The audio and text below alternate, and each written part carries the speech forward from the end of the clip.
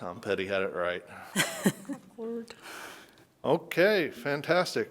Well, welcome. Good evening. Welcome to tonight's Lakeville Area School Board Candidate Forum, sponsored by the Lakeville Area Chamber of Commerce. My name is Phil Raines. I am the owner of Prevailing Wisdom, a local company, and I am also the chair of the Lakeville Area Chamber Access and Issues Group. I'm going to be the moderator tonight. I'm glad to have everyone here. Also for tonight, we have the timekeeper of tonight's forum is Colleen LeBeau of LeBeau and Associates, and she is also a longtime member of the Access and Issues Group. So welcome tonight. We did invite all 4 candidates to join us for tonight's forum. We only had 2 that were able to make it tonight, so welcome. Glad to have you here tonight. Thank you. Thank you. All right. We have already organized candidates in attendance by random draw. Basically, we're going to vary who starts first in giving their questions. We've gone over these rules already. The candidates this year that we have are Carly Anderson on the right and Cinta Schmitz on my left. So I should say that's my left. So perfect. Thank you for participating tonight. The candidates were sent a list of potential questions in advance with the understanding that we would also take audience questions tonight via email. So for those of you that are listening to this live, this will be taped and put onto the website later, and obviously can't email us at that time. But please, if you're watching live right now, you can email your questions for consideration to Krista@LakevilleChamberCVB.org. That is Krista, Krista, @LakevilleChamberCVB.org. All right, personal questions or questions directed at any specific candidate will not be accepted. We are asking our candidates to answer every question, so please make it a general question. All right, and again, going through the rules, each candidate will receive 2 minutes for introductions and opening remarks, 2 minutes to respond to each question, and then 90 seconds for wrap-up and closing remarks.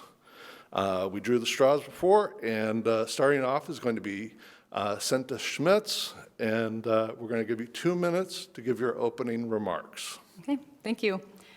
Good evening, I'm Cinta Schmitz, and it's quite an honor to be here tonight. I want to thank the Chamber for hosting this event and say hello to our online viewers. I don't have a fancy degree or extraordinary award that qualifies me to serve on this school board. I just have life experiences that have shaped my values, beliefs, and my willingness to stand up for truth. Speaking the truth has made me quite unpopular with some members in the community, but that's okay. It's not a popularity contest. It's a fight for our kids and their future. I am, however, uniquely qualified to bring so much perspective to the school board. My years playing collegiate and professional sports has enabled me to persevere through many trials throughout this campaign. Being team captain in high school and college has taught me to handle adversity with open dialogue and understanding. It has also taught me to lead with grace and be willing to allow my teammates to have a voice, even if we disagree. Being a minority woman with hearing loss has taught me that I can empower myself to tackle the barriers that threaten my purpose in life. We never know how God will use our weaknesses to slay our giants. God has positioned me to work with a diverse population of kids throughout my life. From coaching, volunteering with Special Olympics, working with children who have complex needs, to working with underprivileged children in high crime areas, I have learned just how unique every child is, and that their needs can be best met by showering them with love. Lastly, I bring to the table the perspective of surrounding districts. My kids are attending schools outside of Lakeville, and while this was a very difficult decision for my husband and I, we are their best advocates in making sure that their needs are met. It is my hope that my presence on this board will help unify our teachers, our students, our parents, and the community, because after all, we are better together. All right, thank you. And Carly. Thank you. Good evening. I first want to thank the Lakeville Area Chamber of Commerce for hosting this event, for being engaged stakeholders in our community's civic life and education system, and for providing the forum to share my priorities for our district. 6 years ago, my husband and I made the decision to open enroll our daughter in ISD 194 because of the strong track record and reputation. 3 years later, we made the permanent move to Lakeville so that we could raise our children in this growing and thriving community. This past year and a half has been hard on all of us. A global pandemic has brought forth new challenges and highlighted pre-existing ones that need more of our attention. Over the past year, I have spent considerable time getting to know our city's leaders and learning about how the larger systems function and interact. I have also spent time connecting with parents, students, and teachers to gain different perspectives about the various experiences in our learning community. I am running for the school board because I am uniquely qualified to help our community move forward during these challenging times. I have worked in the mental health profession for over 10 years and serve in a leadership role in a large healthcare system. I have been elected or appointed to national boards and understand how they function effectively. I am accustomed to navigating complex situations that involve various opinions and perspectives. For instance, in my work, oftentimes a patient and their family member do not agree about what brought them in. It is not my job to take sides. I work hard to hear all perspectives, gather the objective data, and provide feedback in a way that gets everyone on the same page in service of doing what is best for the patient. This experience very much aligns with the current needs of our district. We all want our kids to succeed, but not everyone agrees on the best path. I have the skills and expertise to listen to all perspectives with empathy, find solutions that work for all, and work to unite us so that we can move forward together. Perhaps most importantly, I am a mom who cares deeply about my children and yours. Thank you. Okay, fantastic. Thank you both. I am going to get us started on the questions then. So if you're ready, we'll dive right in. This first question is about job preparedness. Okay, just a little note on procedures there, no big changes. So the first question on job preparedness. It's going to go to Carly first. Lakeville is a growing, thriving community with businesses increasingly struggling to find workers. Demographic trends only increase this problem into the future. What would you change or improve in the curriculum to better prepare students with the skills and job training needed in today's workforce? Thank you for this question. To solve workforce shortage, we need to continue to build a strong connection between the business community and the district. I strongly believe that when students have direct contact and exposure to jobs, they are more likely to consider pursuing them in the long term. I fully support the Work Experience Program, where students can earn academic credit while being employed by a local business.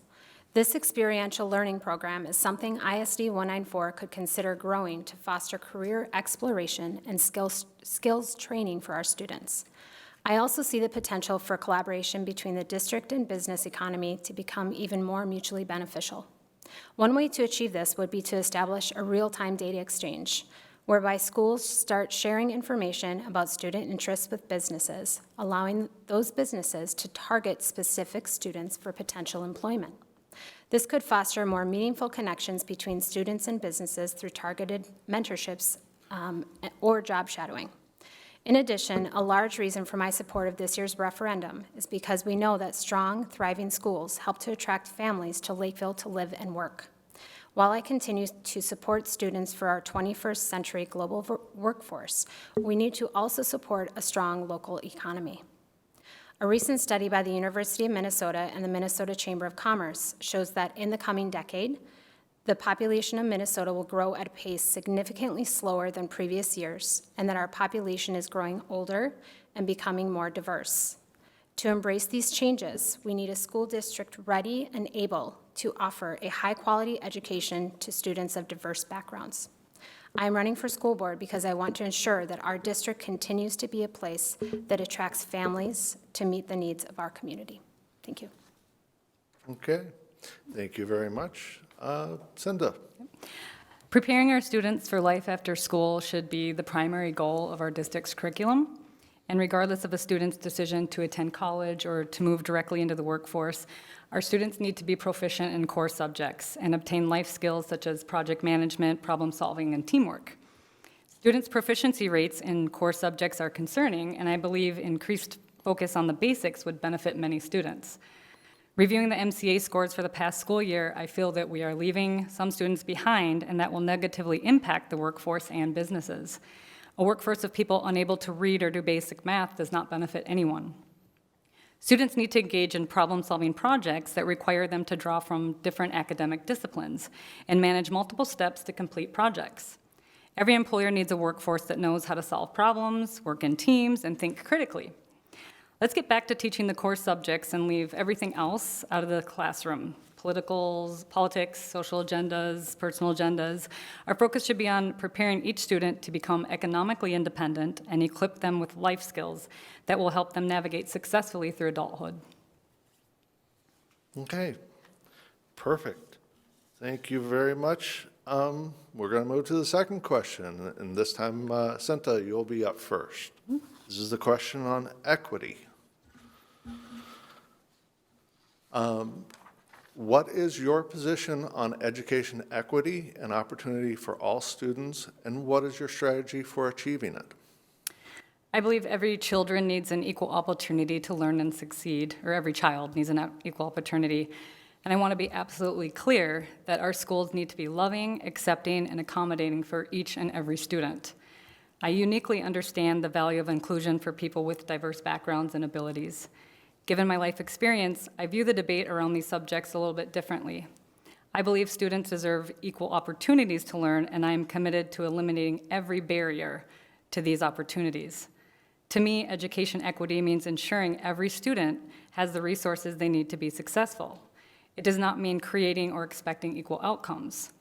I believe we lift all learners by treating them as the divinely created individuals they are, rather than dividing them by race, ethnicity, or sexual orientation. Where achievement gaps exist among students, we need to get to the root causes of those disparities. What we will discover is that parent involvement is a huge contributing factor to student achievement, and we need to open as many doors as possible for parents to be involved in that learning process. Okay, thank you. Carly. Thank you. Last month, the leaders of some of the most prominent groups in public education, including the Minnesota School Boards Association, issued a joint statement in support of education equity.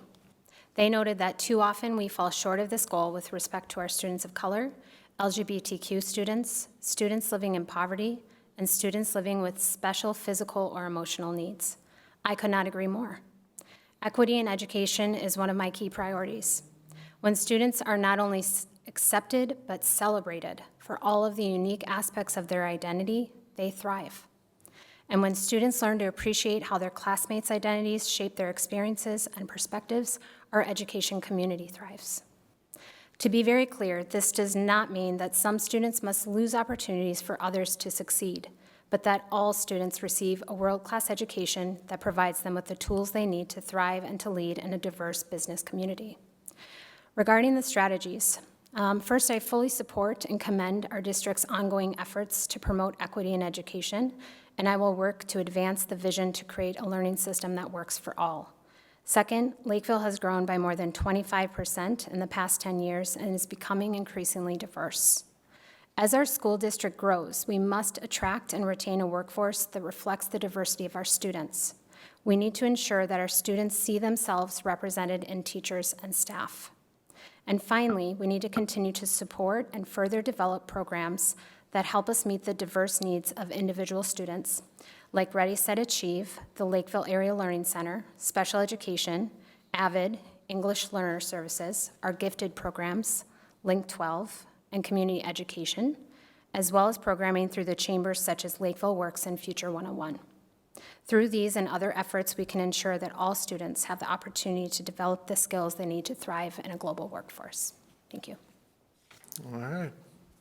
Thank you. All right. Next question. Again, we'll be starting with Carly. This one is about mental illness.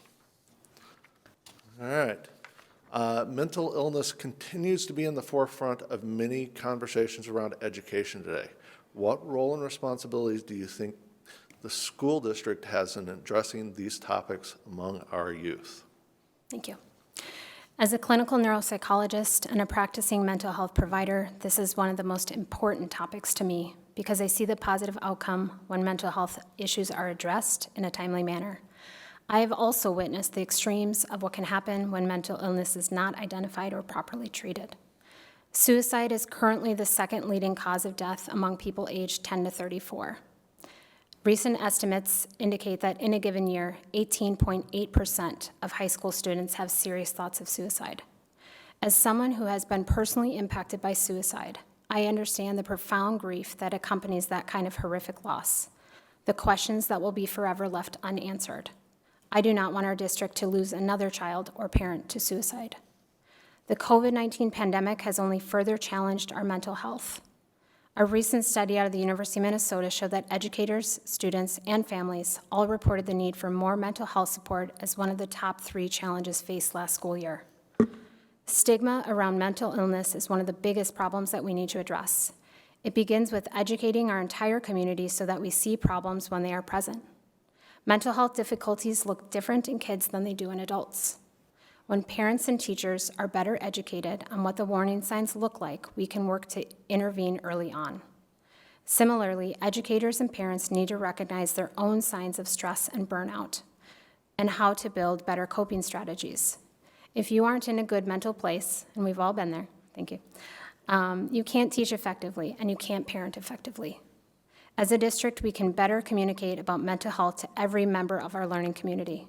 If elected to the board, I would utilize my skills as a mental health provider to educate, investigate the available resources, find the gaps, and search for solutions to ensure that our students, educators, and staff are more fully supported. Thank you. Okay, perfect, thank you. Cinta?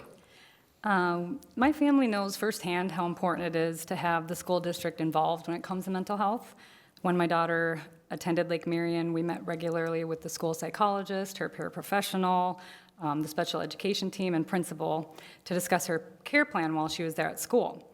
And we also collaborated with the therapists outside of school to make sure there was continuity of care and they were meeting her needs. The school was very successful in eliminating barriers to learning, and as we know, unaddressed and undiscovered mental illness equals learning loss. Our schools currently offer a wide variety of mental health support for students and their families, but I think we need to put more emphasis on building relationships in the classroom. Parent-teacher relationships need to be strengthened in order to better understand each individual's needs. I never met with her mainstream classroom teachers when discussing her care plan, but feel like that could have been beneficial to us in terms of addressing root causes and being able to pick up on warning signs that indicate mental illness. Developing these relationships builds trust among the students, teachers, and parents, and enables the schools to make proper recommendations for each student based on their needs. There will be situations the district can handle at the school level, and some they will need to transfer out to other professionals.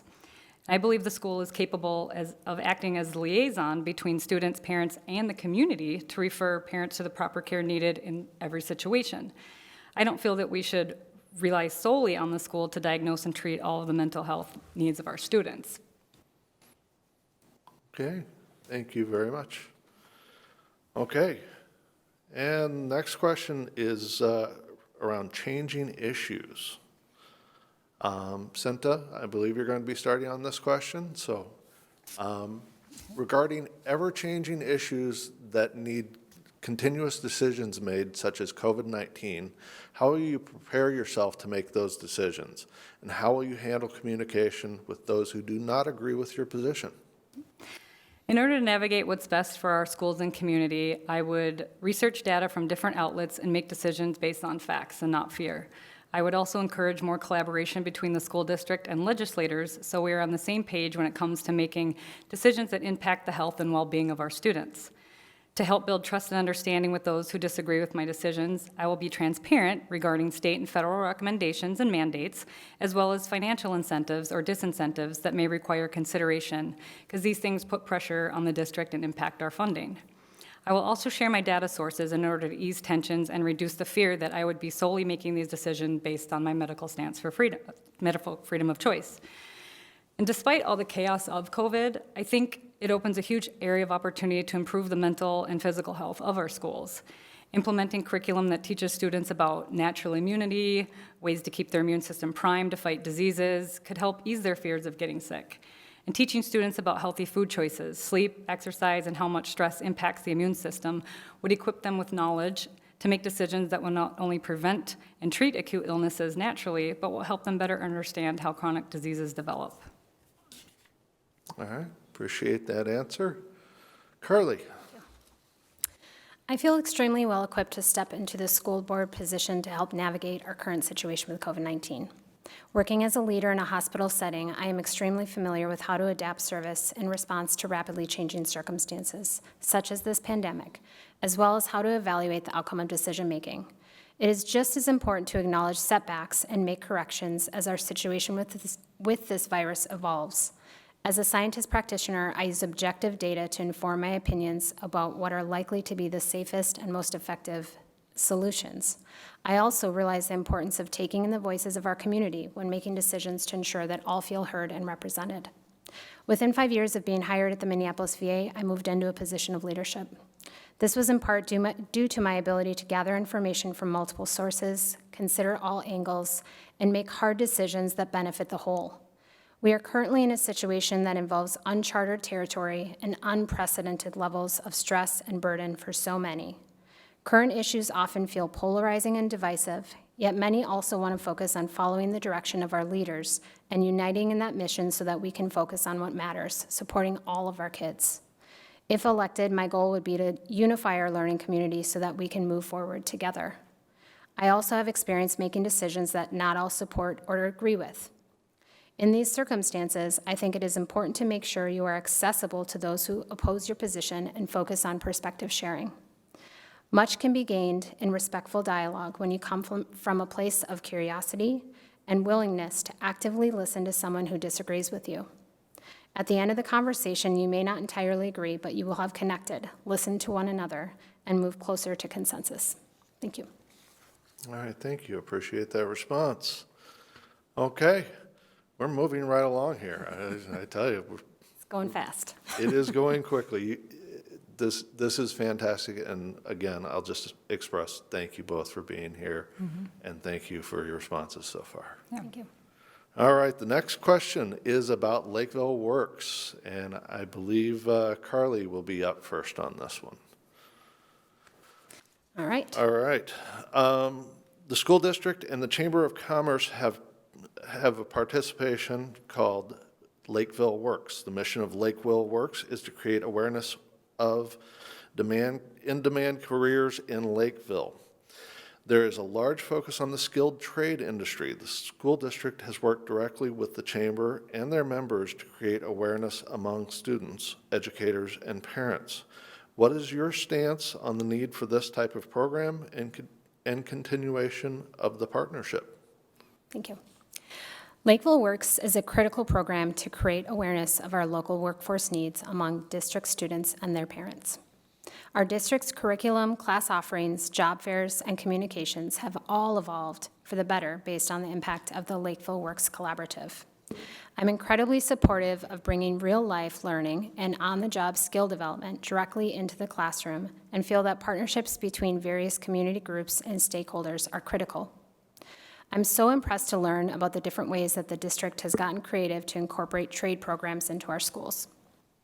I also really appreciate that there is a one-stop shop website for students to access job openings and internship opportunities, and absolutely feel that this should continue to help keep as many people employed locally as possible. A number of published public interest surveys have shown that the perception of trade schools has improved during the pandemic, so the continuation of Lakeville Works is not only ideal, it is critical to our community's economic growth. Our students need to be aware of the multiple options they can pursue after graduation, not just higher education like 4-year or 2-year degree programs, but also opportunities for certificate programs or to enter the workforce directly through apprenticeships.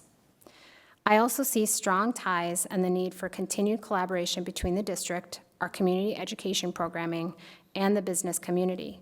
We need to ensure that we are offering quality, affordable childcare so that parents have the support they need to stay in the workforce. Thank you.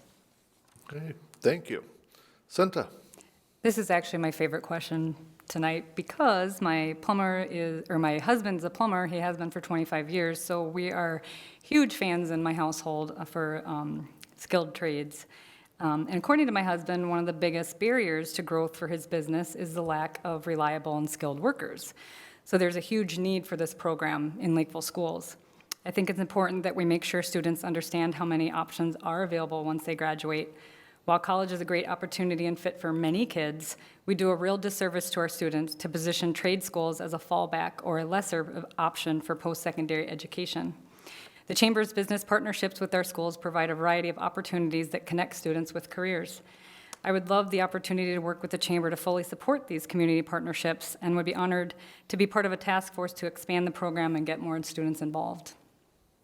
All right, fantastic. We definitely appreciate the support for the Lakeville Works program from both candidates. So it's been an excellent source for the development for the Lakeville Chamber. So, all right. Next question is education imperative. All right, and I believe Cinta, you will be up first on this. What do you see as the education imperative in the community over the next 3 to 5 years? I believe students must be familiar with the basic concepts of science, reading, and math in order to develop critical thinking skills and make informed decisions about personal and societal issues. Academics must be the focus in the classroom. I feel our district should be encouraged to build on national standards in science, reading, and math and seek higher levels of performance from every student. The district is doing a great job connecting kids to businesses with programs such as Lakeville Works, but I believe finding ways to expand programs like this opens up opportunities for students to become productive citizens of the community. We need to empower our public schools to foster children's creativity, curiosity, courage, and collaboration by offering creating more project-based learning programs they can participate in throughout the school year. Close cooperation between schools, parents, and the community is one of the keys to closing achievement gaps.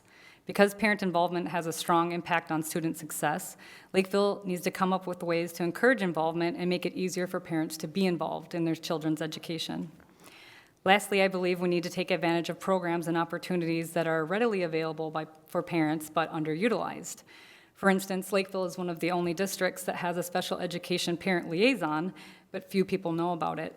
So keeping parents informed and involved is key to developing 21st century learners in the upcoming years. Okay, thank you very much. Carly. Thank you. The education imperative in our community is to prepare our students to thrive in a 21st century workforce and to do so through equitable curriculum that allows every child to reach their full potential. I like to think of solutions through the lens of short-term and long-term. In the short term, we need to assess the impact of the pandemic on each student's academic progress and well-being and ensure that we are helping our kids catch up. This will not involve a one-size-fits-all approach, as the pandemic impacted families and students differently. Our approach should be both qualitative and quantitative in nature, incorporating assessment results as well as teacher and parent input. The supports put in place during COVID should continue, including one-to-one devices for all students, in-home internet support, and increased social and emotional support to foster learning. Our teachers also need our support now more than ever, and we must continue to invest in their well-being and professional development in the long term so that we can retain the excellent teachers we have in this district and attract top talent as our district grows. An ongoing long-term focus is narrowing the achievement gap. This is a multifaceted issue that involves removing barriers at all stages of education and begins with ensuring that all families in our community have equitable access to early childhood education. These early learning years are critical for starting a child off on the right foot to be successful throughout their lives. And access to quality early childhood care also allows parents to enter the workforce, strengthening our local economy. Finally, we need to focus long-term on preparing our students to thrive in a 21st century workforce. This means investing time and resources in advances in technology, STEM education, innovation, and ensuring that our children excel at collaboration, critical thinking, and problem-solving skills. Thank you. Okay, thank you. I'm going to pause for just a sec and remind people we have one more pre-prepared question. So if you are watching this program live right now, then you can get that question in to Krista at LakevilleChamber So get those in. Like I said, this is the last pre-prepared question we have, and it is about working together. I believe, Carly, you will be up first on this one. The current climate is especially reactive this year. What would you do to work with your peers, both fellow board members and school administration, to ensure that Lakeville students and families are considered above politics and personal agendas? Great question. I think it's important to first note that beyond what people might see or read about in the press, school boards are responsible for a great deal more decisions and have oversight on far more areas than one might think.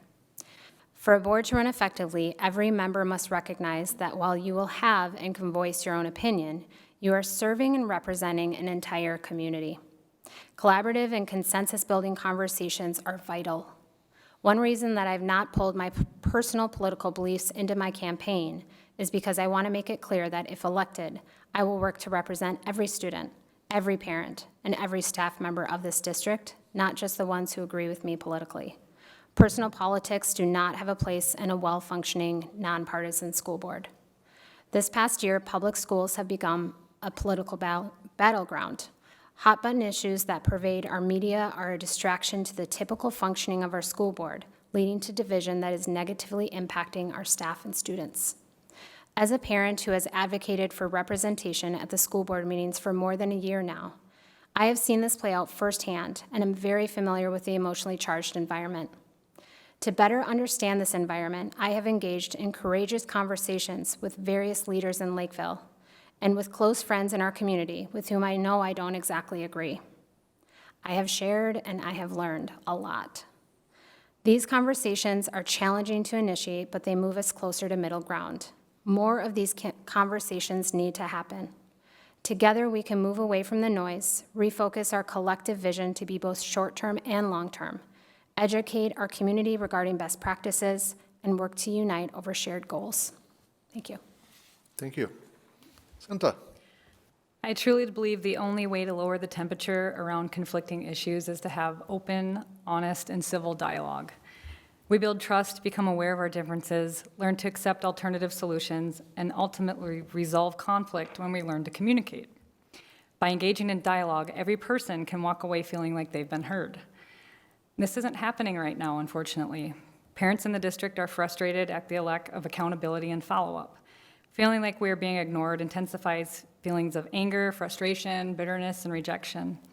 I've talked with many parents, students, and teachers, and it's crystal clear that political and personal agendas are being pushed in the classroom. Students, parents, and teachers should never fear retaliation for speaking out against it. I would work with our leaders and staff to create safe environments that allow for open discussion without consequences in order to allow every voice to be heard. I would also work to clearly define what constitutes political and personal agendas and enforce consequences when policies are violated. Every person needs to be accountable for the decisions that they are making. I would also request more classroom transparency in order to bring comfort to parents wondering what their children have been taught throughout the day. All right. Thank you very much. All right. We do have some questions that we've gotten from the audience. So this will be a different sort of look at how people react to things. As we see things come forward from the school board, we often have to react quickly on things. So let's see. We're going to start off with Senta, I believe, on this.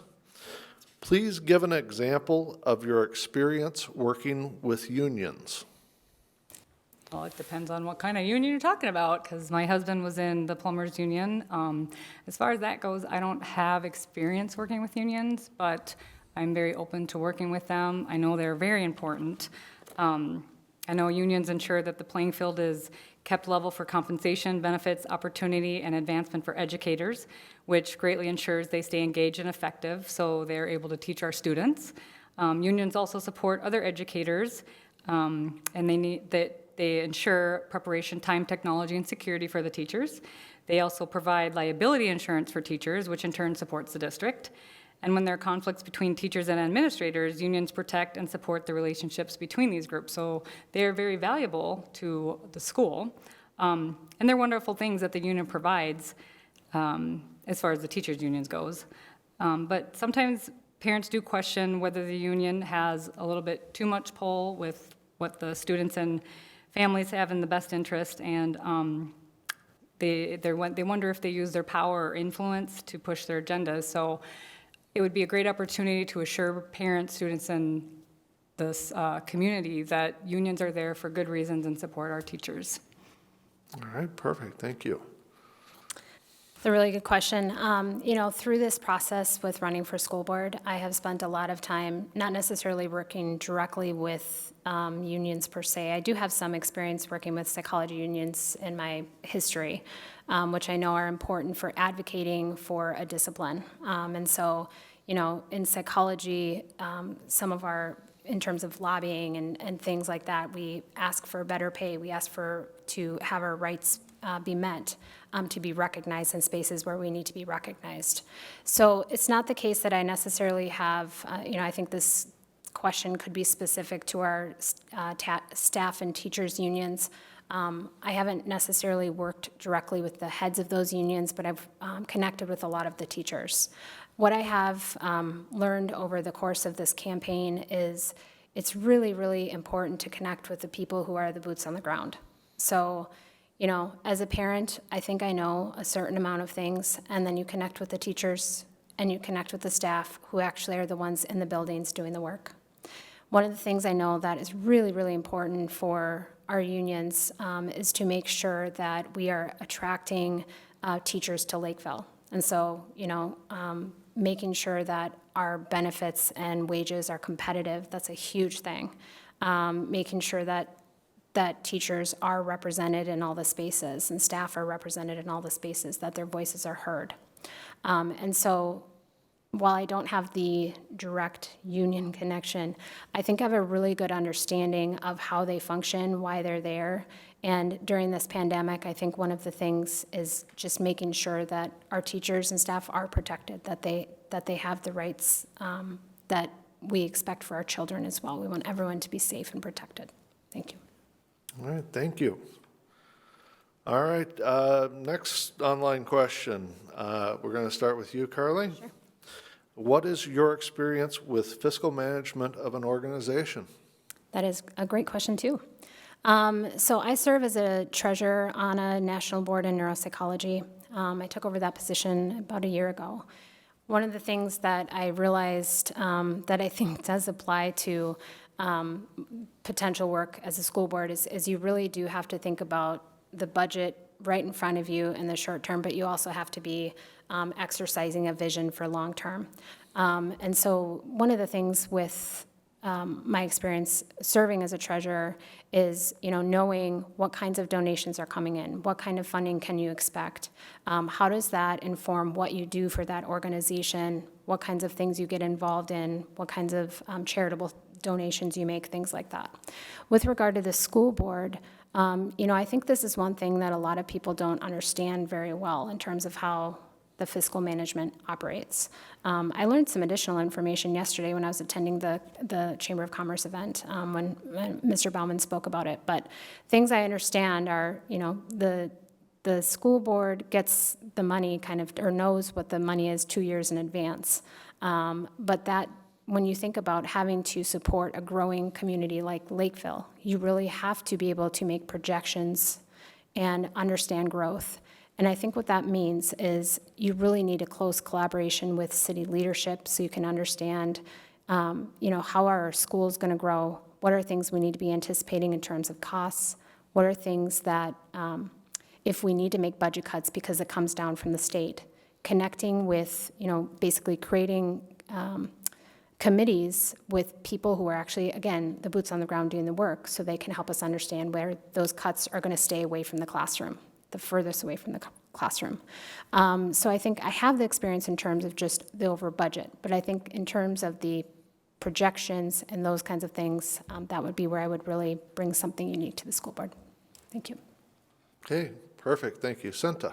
Hey, it's a great question too, and I agree with Carly that there needs to be, financial transparency, especially on the school board. In years past, I was the camp director in San Diego for the YMCA, and we had to manage the summer budget. I only worked there in the summer, so we did have to manage a summer budget with field trips, staff, supplies, busing.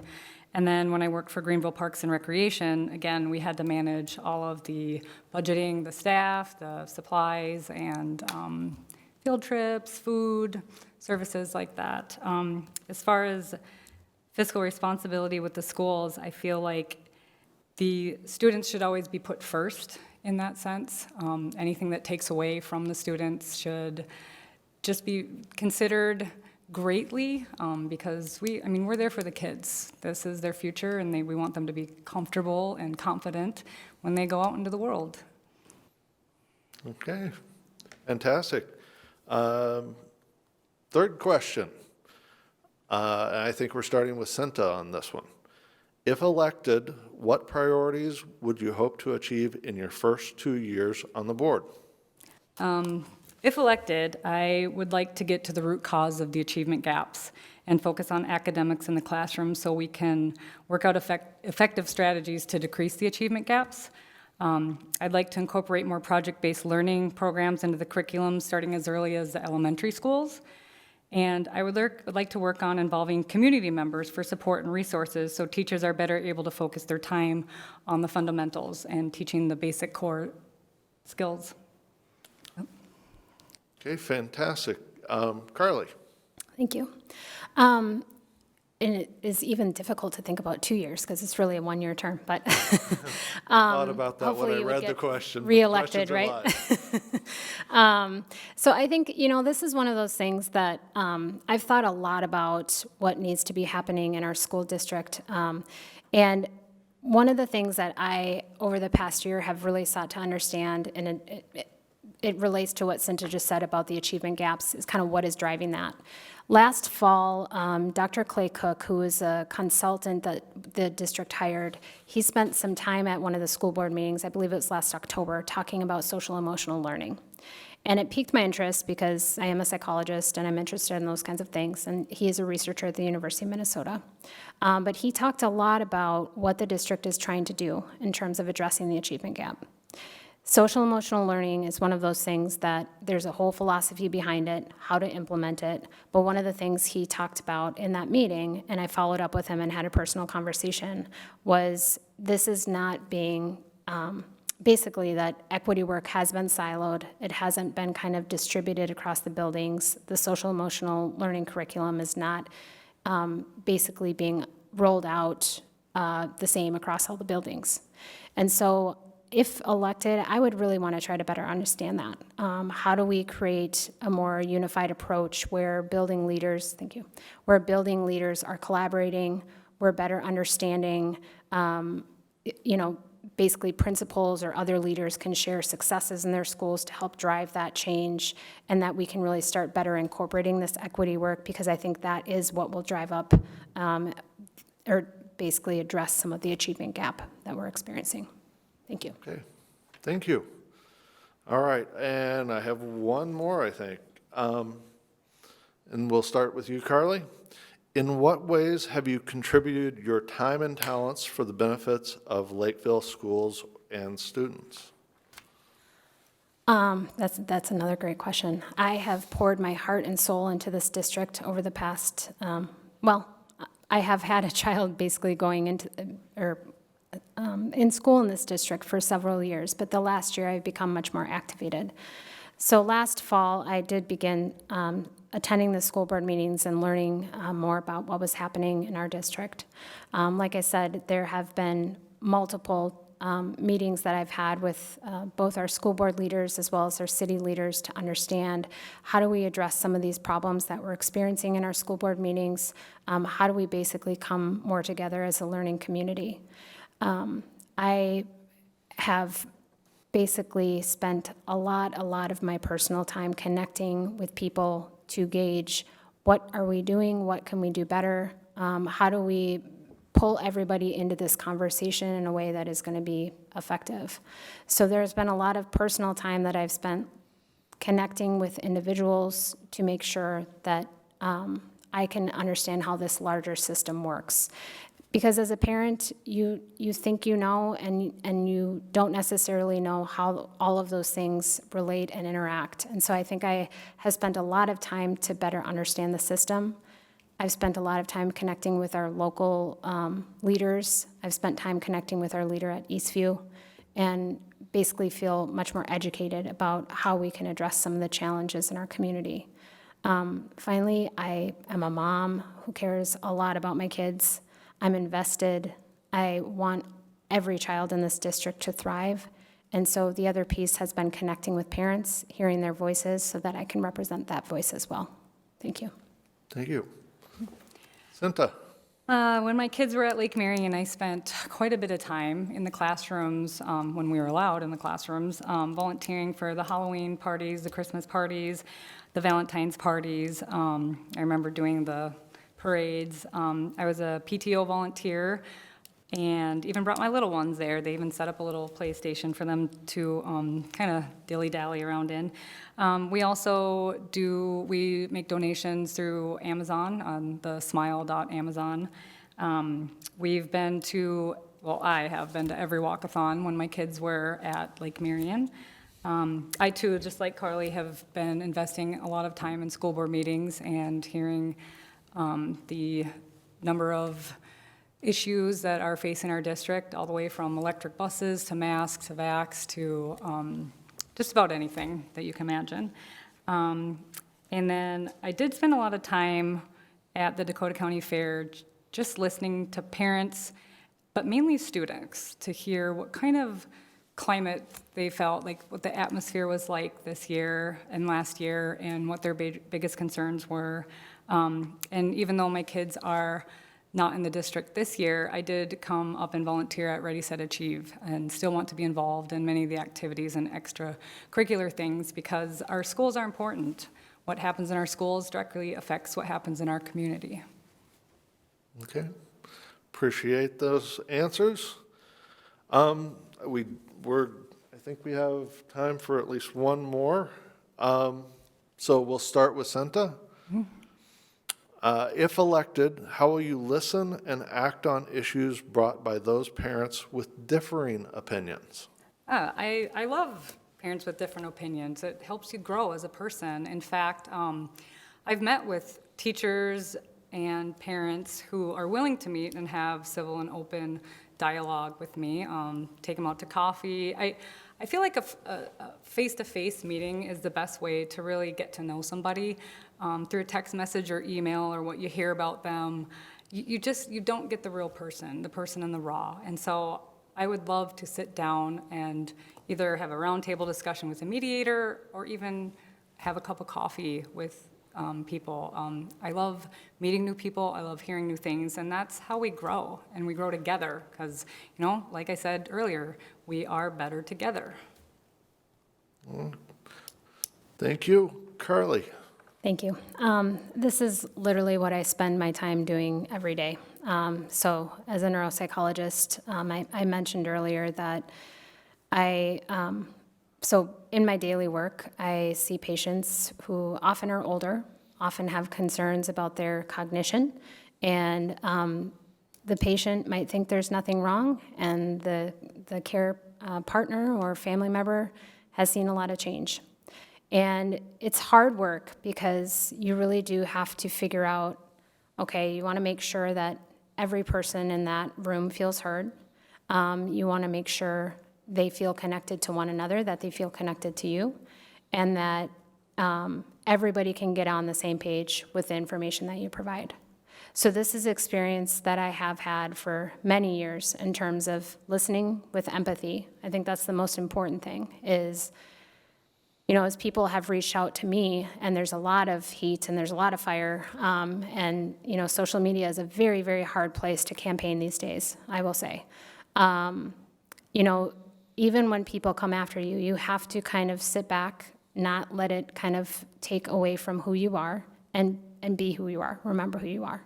And in terms of who I am someone who can listen empathically and hear someone truly, not just think about what I'm going to say next, but listen.